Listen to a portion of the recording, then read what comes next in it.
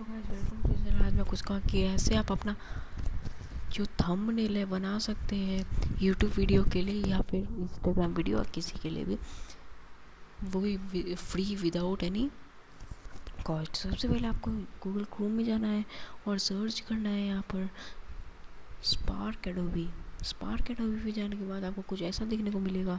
जो फिर यहाँ पर जाके आपको स्क्वायर को सेलेक्ट करना है और नेक्स्ट कर देना है। फिर सपोज़ मैं व्लॉग वीडियो बना रहा हूँ, राजस्थान गया हूँ, व्लॉग वीडियो बना रहा हूँ, तो मैं सर्च करूँगा सिंपली राजस्थान और मुझे बहुत सारे फ़ोटोज़ देखने को मिलते हैं। मैं सपोज़ ये फ़ोटो सेलेक्ट कर लेता हूँ और नेक्स्ट कर देता हूँ।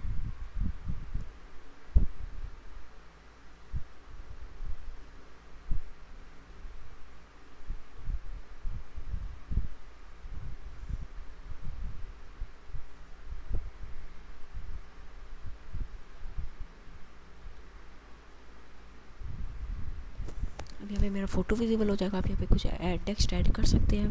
सपोज़ यहाँ पे डबल क्लिक करके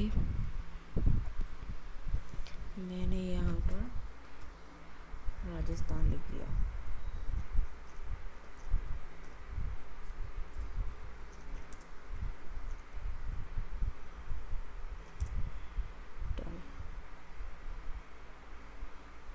इसे बड़ा कर देता हूँ।